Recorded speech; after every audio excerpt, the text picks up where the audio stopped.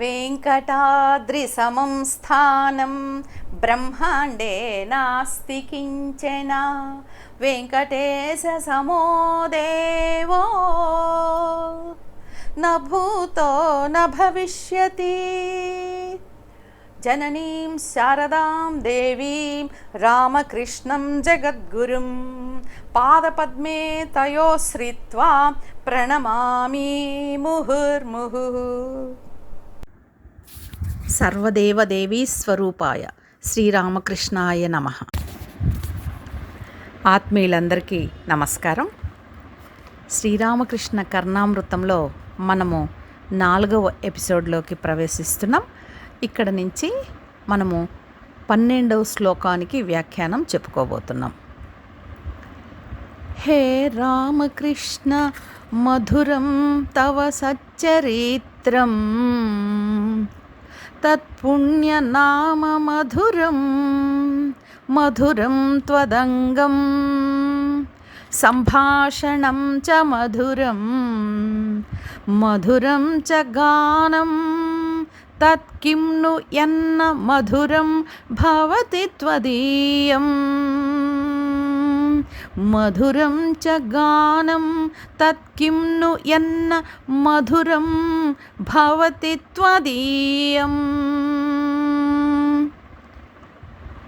ఈ శ్లోకానికి అర్థం చూద్దాం. హే రామకృష్ణ, నీ సచ్చరిత్రము మధురం, నీ పుణ్యనామము మధురము, నీ రూపము మధురం, నీ సంభాషణ మధురం, గానము మధురమే.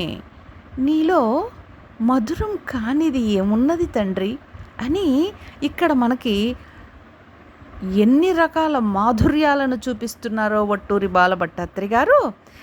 ఈ శ్లోకం వింటూనే మనకు వల్లభాచార్యులు రచించిన సుప్రసిద్ధమైనటువంటి కృష్ణ భగవానుడికి సంబంధించిన మధురాష్టకం తప్పనిసరిగా గుర్తొస్తుంది కదా. అధరం మధురం వదనం మధురం నయనం మధురం హసితం మధురం హృదయం మధురం గమనం మధురం మధురాధిపతే రఖిలం మధురం. ఎన్ని మాధుర్యాలో ఇద్దరు ఒక్కరే కదా. చూడండి, మొట్టమొదటిది ఏం చెప్తున్నారంటే ఈ శ్లోకంలో, మధురం తవ సచ్చరిత్రం, పావనమైన పుణ్యమైనటువంటి ఆ చరిత్ర మధురాతి మధురమైనది.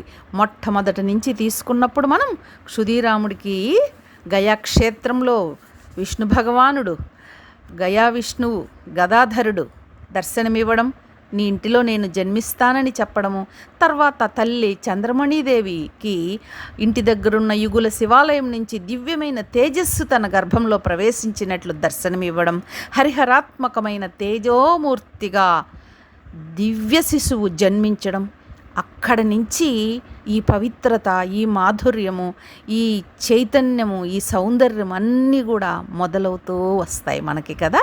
కాబట్టి ఎంత అద్భుతమో రామకృష్ణుల వారి చరిత్ర చెప్పలేము. అటువంటి మధురాతి మధురమైన చరిత్ర కలిగినటువంటి స్వామి. ఇంకా తర్వాత ఆ బాల్య లీలలు, మనము కృష్ణ భగవానుడి బాల్య లీలలు చదివి మురిసిపోతూ ఉంటాము కదా, విని అలాంటివే ఎంత దివ్యంగా ఉంటాయో ఆ బాల్య లీలలు. బాల్యంలోనే ఆయన కనపరిచినట్టి అపురూపమైనటువంటి ప్రతిభా విశేషాలు, జ్ఞాపక శక్తి, ఏకసంథాగ్రాహిత్వం ఎన్ని ఉన్నాయండి. అలాగా అందరినీ ఒక దివ్య ఆకర్షణ శక్తితో కట్టివేసుకోవడం. ఆ ఊరి జనాలే కాదు, చుట్టుపక్కలందరూ కూడా ఈ దివ్య శిశువును చూడడానికి వచ్చేవారంట. అలాగా చంద్రమణీదేవికి ఈ దివ్య శిశువు గర్భంలో ఉన్నప్పుడు ఎందరో దేవీదేవతల దర్శనాలు కలగడం. ఏమి చరిత్ర! దివ్యమైనటువంటి నాదం, దివ్యమైనటువంటి వాణి, దేవతల యొక్క వాణి ఆ తల్లికి వినిపించడం, ఇవన్నీ కూడా ఎంతో దివ్యంగా కనిపిస్తాయి మనకి రామకృష్ణుల వారి చరిత్రలో. అలాగే ఆ తల్లి ఈ శిశువుని గర్భంలో కలిగి ఉన్నప్పుడు మన శారదానంద స్వామి ఒక అపూర్వమైనటువంటి వాక్యం రాస్తారు అక్కడ. ఆత్మీయులారా, ఈ ఒక్క వాక్యాన్ని మననం చేసుకుంటూ ధ్యానం చేసుకుంటే ఎంతో అపూర్వమైనటువంటి ఒక భావ పారవస్యం కలుగుతుంది. రామకృష్ణుల వారి యొక్క సమస్తమైన జీవిత తత్వం అంతా కూడా ఈ వాక్యంలో పిండీకృతంగా పెట్టేశాడు స్వామి శారదానంద స్వామి. చూడండి ఆ వాక్యం ఎంత అద్భుతంగా ఉంటుందో. గుర్తు తెలియని ఏ ఉత్పత్తి స్థానం నుంచో సర్వజనాకర్షక ప్రేమ వెల్లువ ఆమె హృదయాన్ని ముంచివేసింది. లౌకిక వాంఛలకి అతీతమైన ఉన్నతమైన స్థానంలో ఆమెను ఉంచింది. చూడండి ఆ అద్భుతమైనటువంటి దివ్య ఆకర్షణ శక్తి. అబ్బా ఏమి ఆకర్షణ, అలౌకికమైనటువంటి ఆకర్షణ కదూ గురుదేవులది. ఏమి చరిత్ర అండి, ఏమి చరిత్ర. ఏ ఘట్టం తీసుకున్నా, ఏ సన్నివేశం తీసుకున్నా గురుదేవుల జీవిత చరిత్రలో ప్రతిదీ దివ్యాతి దివ్యమే, మధురాతి మధురమే.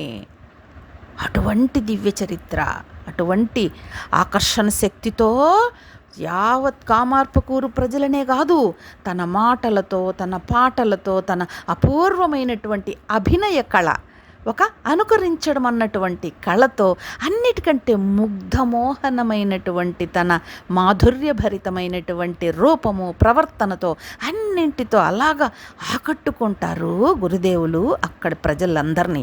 ఈ ఆకర్షణ శక్తి మళ్ళీ దక్షిణేశ్వరానికి తరలిపోయింది కదా 1852 ఆ ప్రాంతంలో దక్షిణేశ్వరానికి, కలకత్తా నగరానికి తరలి వెళ్ళింది.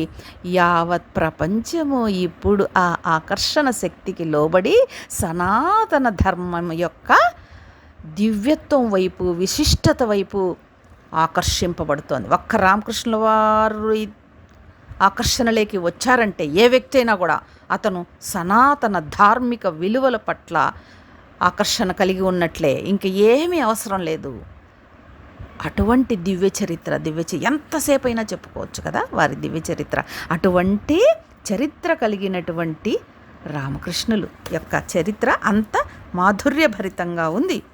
అలాగే తర్వాత మధురం తవ సచ్చరిత్రం తత్పుణ్యనామం మధురం.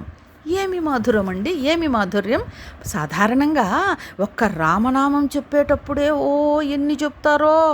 ఇందులో అగ్నిబీజం ఉంది, సూర్యబీజం ఉంది, చంద్రబీజం ఉంది, బీజాక్షరాల మంత్రశక్తి సమన్వితమైనటువంటి తారక మంత్రం ఇది రామనామము అని చెప్తూ ఒక్క త్యాగరాజస్వామి ఎంత మోక్షాన్ని పొందాడో ఈ రామనామం పట్టుకొని.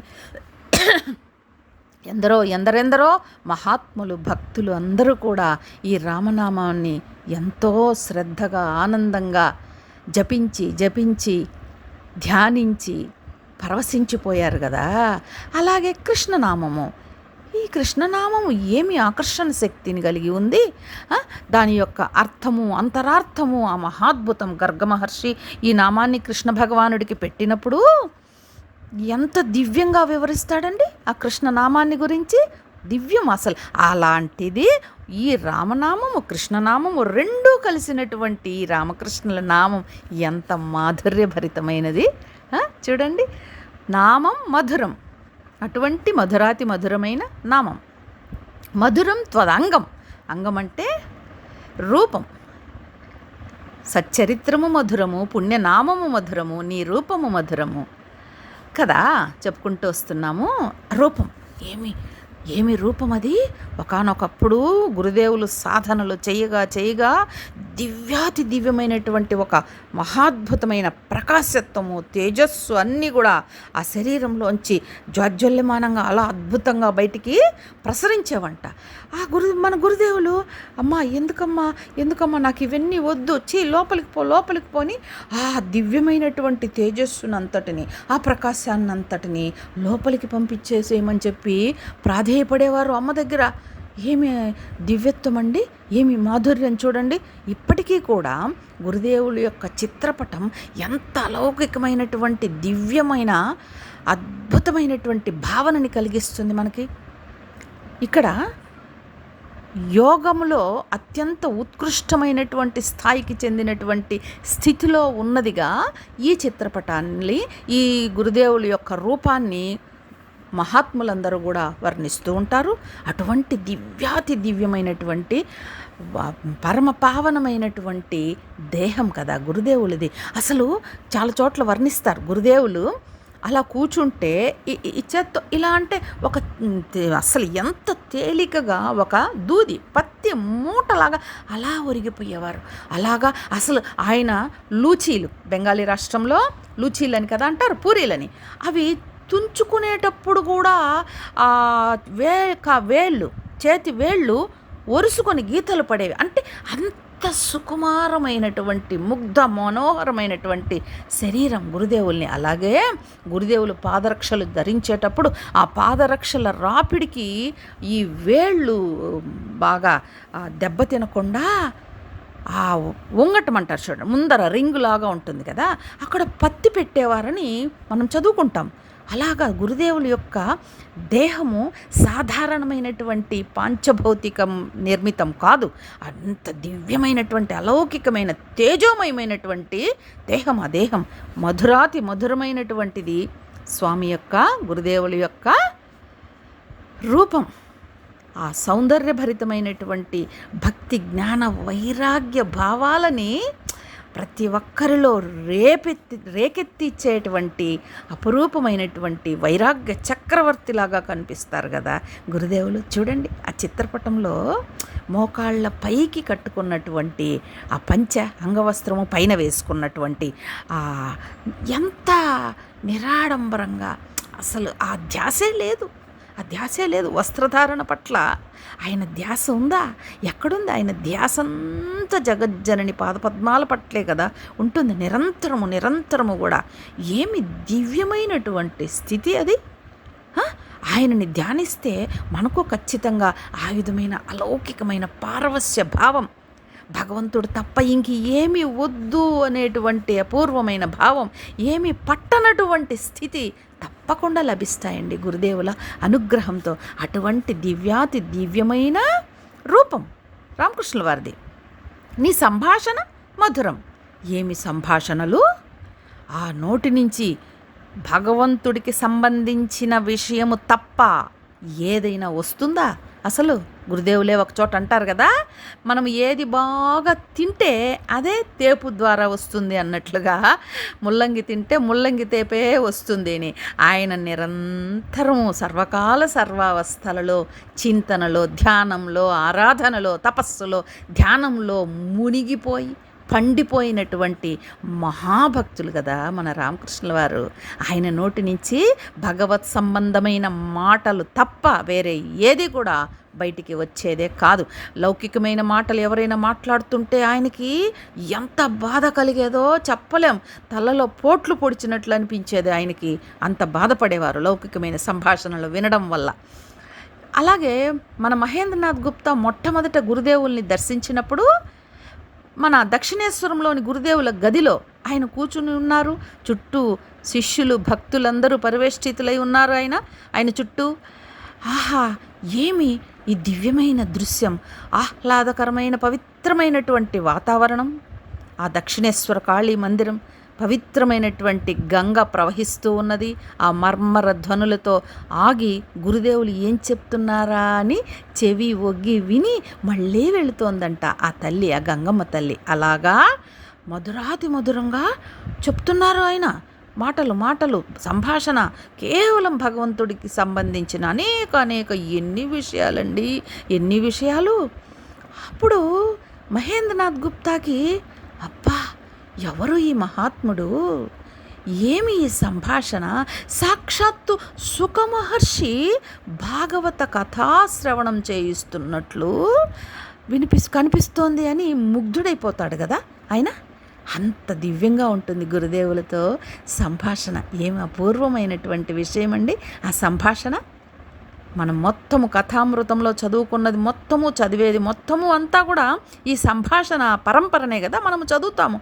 చూడండి, నిన్న మన 2 రోజుల క్రితం మన తిరుపతి రామకృష్ణ మిషన్ ఆశ్రమంలో కలకత్తా బేలూరు మఠం వైస్ ప్రెసిడెంట్ గారైన సుహితానంద స్వామీజీ యొక్క దివ్యమైన ప్రసంగాన్ని విన్నాం భక్తులందరం.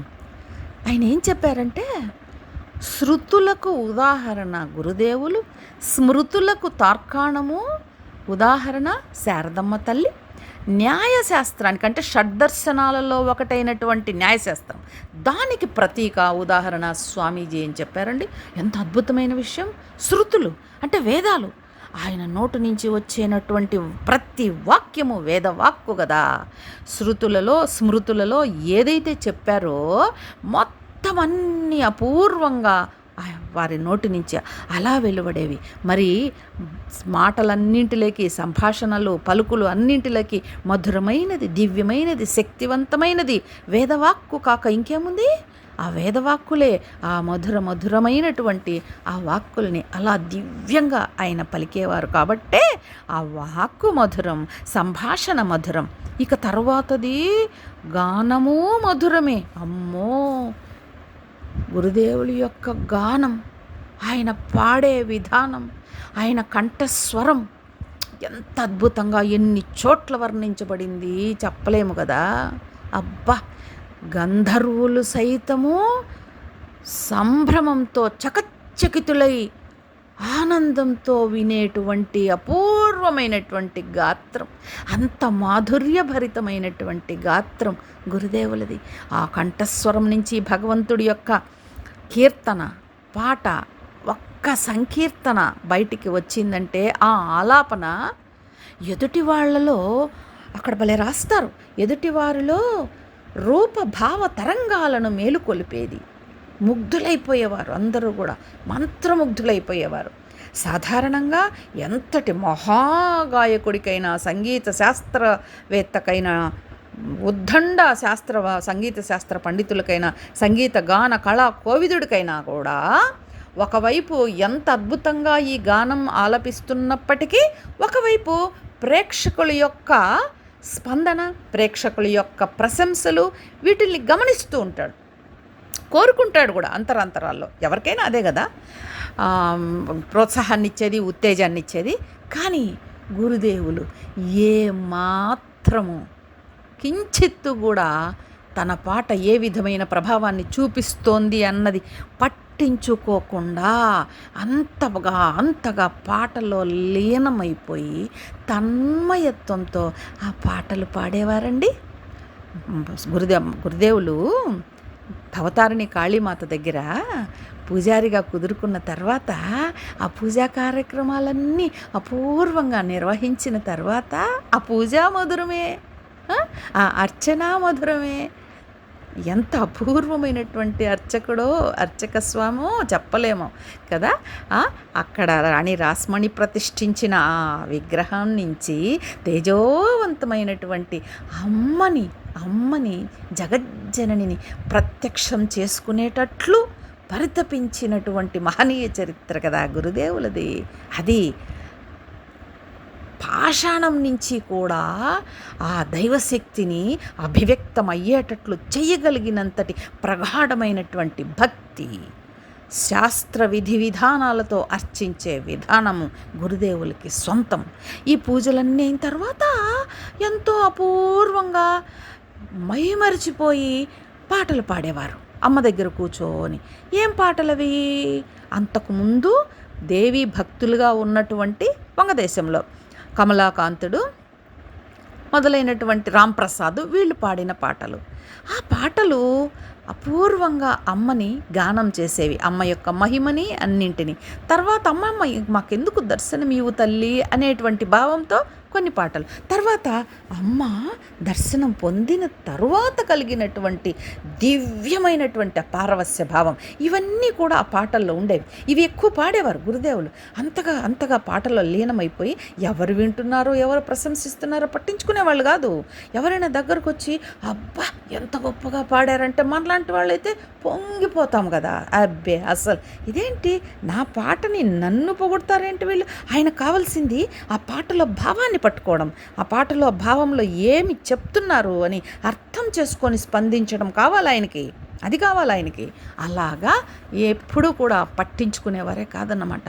అంత దివ్యాతి దివ్యంగా పాడుతూ ఈ పాటల్లో ఉన్న భావాన్ని, అవును వీళ్ళందరికీ అప్పుడు అమ్మ దర్శనం ఇచ్చినట్లే కదా, మరి నాకెందుకు దర్శనం ఇవ్వదు అని ఈ పాటలే గురుదేవుల్ని దైవ సాక్షాత్కారం వైపు ప్రేరేపించాయి. ఈ గాన మాధుర్యమే ఆయన్ని చెప్పాలంటే ఎంతో అత్యున్నతమైనటువంటి దైవీ స్థితికి తీసుకువెళ్ళింది ఈ పాటలు ఆలపించడం ద్వారా వచ్చేటువంటి పారవస్య భావము, ఆ పాటల్ని అంతరార్థాలని అర్థం చేసుకోవడము, అది ఆయన గాన మాధుర్యం. ఆయన గాన మాధుర్యంలో ఉన్న విశిష్టత అది దైవాన్ని సాక్షాత్కరింపచేసుకునేటువంటి తపన కలిగి ఉండడం, ఆ తీవ్రమైన వ్యాకులత దిశగా ప్రేరేపించబడి ఈ పాటలు పాడడం ద్వారా ఆయన అలా అలా ఆ దివ్యమైనటువంటి సమాధి స్థితులను, పారవస్య స్థితులను, సర్వదేవీ దేవత సాక్షాత్కారాలను ఎన్నింటిని పొందారో కదా గురుదేవులు.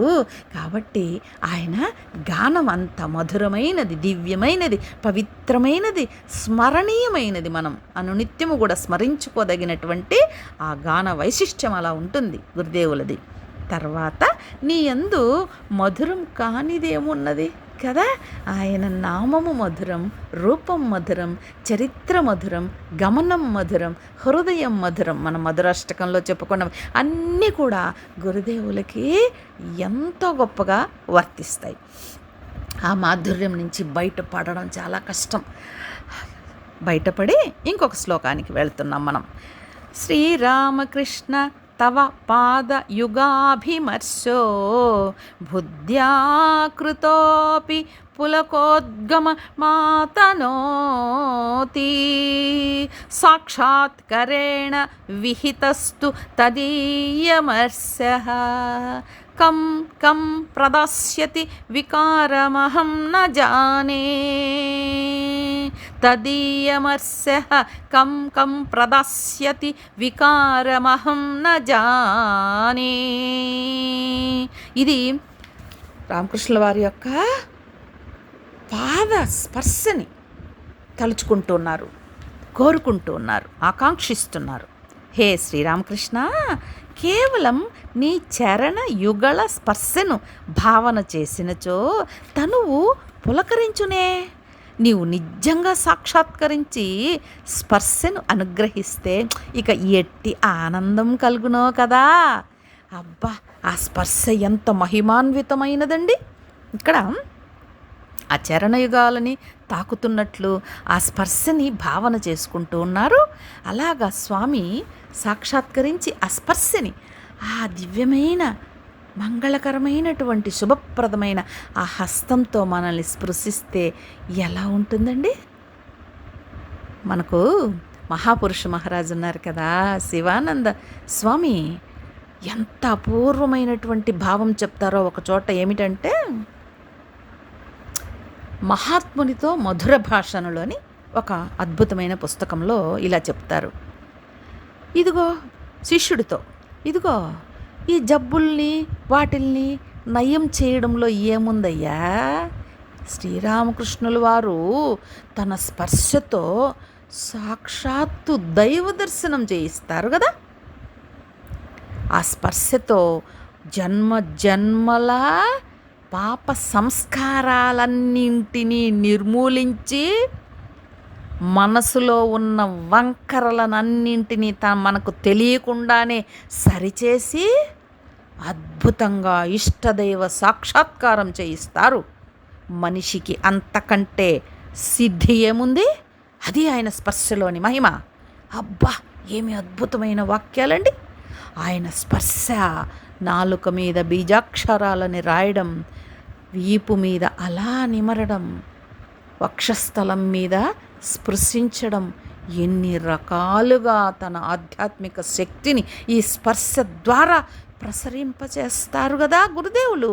అటువంటి దివ్యమైనటువంటి స్పర్శని మనము కోరుకుందాం. స్వామి మనకు ఆ స్పర్శని ప్రసాదించాలి. ఇక్కడ చరణ యుగళం అన్నారు కదండి. మీకు ఏ ఫోటోలో అన్నా మనం ప్రధానంగా మందిరాలలో పూజించేటువంటి చిత్రపటంలో మీకు ఒక్క కాలే కనిపిస్తుంది బయటికి. బాగా గమనించండి ఆత్మీయులారా. ఏ కాలు కనిపిస్తుందో తెలుసా? ఎడమ పాదం కనిపిస్తుంది. అలాగే శారదమ్మ తల్లి చిత్రపటంలో మనకి కుడి పాదం కనిపిస్తుంది, ఎడమ పాదం కనిపించదు. ఈ రెండింటిని పక్క పక్కన పెట్టుకుంటే మనకి ఈ చరణ యుగళం దొరుకుతుంది. ఆలోచించండి ఎంత అద్భుతంగా ఉంటుందో. అసలు జగజ్జననీ జనకుల యొక్క చరణ కమలాలవి. అమ్మో, ఇప్పుడు ప్రతి మందిరంలో ఈ మూర్తులు పూజింపబడుతున్నాయంటే ఇవి సాక్షాత్తు వాళ్ళ అనుగ్రహంతో, వాళ్ళ అనుకంపతో వచ్చి కూర్చున్నటువంటి మూర్తులు కదా. చిత్రపటం కాదది, సజీవంగా ఉన్నటువంటి దైవమూర్తులు, మూర్తిత్రయం కదా మనం చెప్పుకుంటాం. మరి ఈ 2 చిత్రపటాల్లో మనకి అమ్మ పాదంలో, అమ్మ మూర్తిలో అయ్య పాదం కనిపిస్తుంది, అయ్యమూర్తిలో అమ్మ పాదం కనిపిస్తుంది. చూడండి ఆత్మీయులారా, భక్తులారా, సాధకులారా, ఇది ఎంత అపూర్వమైన విషయమో చెప్పలే. పరిశీలించండి, పరవశించిపోతాం మనం. అది ఆ చరణ యుగళం యొక్క స్పర్శ అలా ఉంటుంది.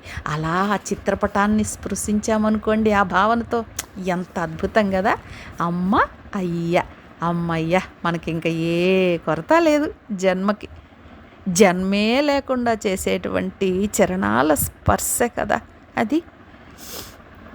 తర్వాత శ్లోకానికి వెళ్తున్నాం. 14వ శ్లోకం. మహేశ భావస్తవ హృదయ ఏవ మనుష్య భావస్తు తతో అపి హృదయః ఆద్యే గభీరే హృదయం విషక్తం సౌమ్యే ద్వితీయే తు మనః ప్రలీనం సౌమ్యే ద్వితీయే తు మనః ప్రలీనం. ఇది ఇంకా అద్భుతమైన భావాన్ని మనకి చెప్తోంది ఈ శ్లోకం. ఏమిటంటే, రామకృష్ణ స్వామి, నీ మహేశ్వరత్వం హృద్యమైనది, నీ మనుష్యత్వం కూడా హృద్యమైనది.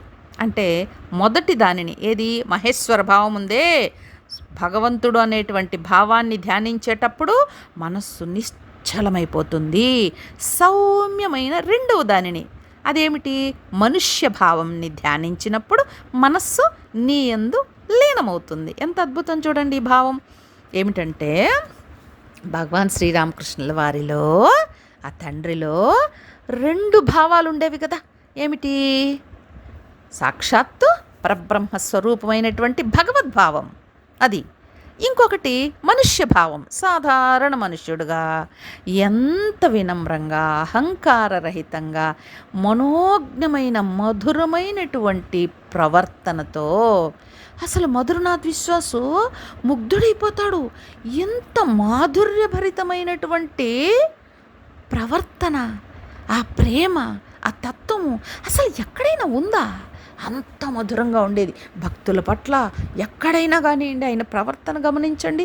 ఒక కాఠిన్యం లేకుండా, పౌరుషత్వం లేకుండా, తీవ్రత లేకుండా ఎంత మధురంగా ఉంటుందో ఆ యొక్క మనిషిగా ప్రవర్తించేటువంటి విధానం అపూర్వం. అలాగే ఇంకా సాక్షాత్తు భగవంతుడుగా ఆయనలో ఉన్నటువంటి ఆ భావం, ఈ రెండింటిని ధ్యానం చేసినప్పుడు మనకు కలిగేటువంటి ఒక నిశ్చలమైనటువంటి ఆ తత్వము, ఆ పారవస్య భావము, శ్రీరామకృష్ణులు స్వయంగా భగవంతుడేని మనకి రుజువు చేసేటువంటి సన్నివేశాలను తలుచుకుంటే వచ్చేటువంటి పరమానందాన్ని అనుభవిస్తాం కదా మనము. అలాగే మనుష్య భావం ఎంత హృదయంగా, మధురంగా, ఎదుటివారి పట్ల ఒకనొక తీవ్రమైన ప్రేమాభిమానాలతో, ఒక అనుకంపతో ప్రవర్తిస్తారు ప్రతి ఒక్కరి పట్ల. ఎంత అపూర్వం కదా ఈ భావం. ఈ 2 భావాలని మనము సమ్మిళితం చేసుకోవాలి. ఈ 2 భావాలు ఆయనలో అపూర్వంగా సమ్మేళనమై ఉండేవి, కలిసి ఉండేవి. అది ఈ శ్లోకంలో ప్రస్తావించినటువంటి విషయం. అటువంటి దివ్య మధుర భగవద్భావము, ఈ విధమైనటువంటి మానుష భావము, ఈ రెండింటిని కూడా మనము పరికించి చూసినప్పుడు ఎంతో ముగ్ధులవుతాం, పరవశించిపోతాం.